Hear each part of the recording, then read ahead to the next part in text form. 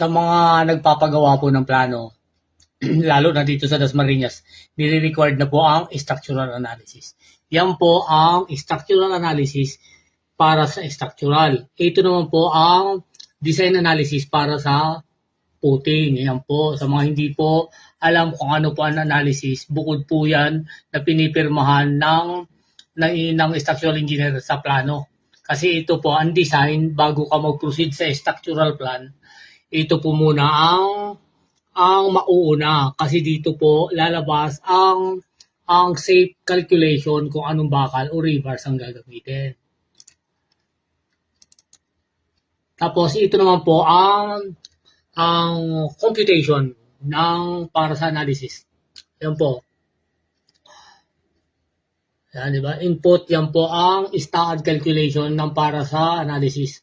Yan po. Yan.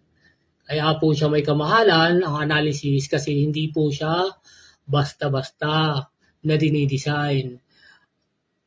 Lumalabas po dito ang kanyang live load, dead load, earthquake, lahat na po ng computation regarding po sa, o calculation regarding po sa ating building. Marami po yan, sheet. Yan po. Booklet po siya.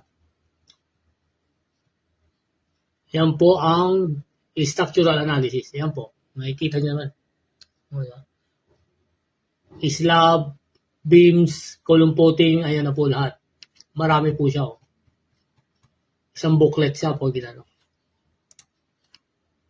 Ito naman po ang design analysis para sa slab design. Yan.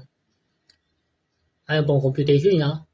Ang mga rebars, ayan po. Sa mga nagtatanong kung ano po ang design analysis. Yan. Yan, marami yan po. Yan. Yan po ang structural design calculation analysis. Nire-record po siya 2 story above, nire-record na po ng calculation analysis.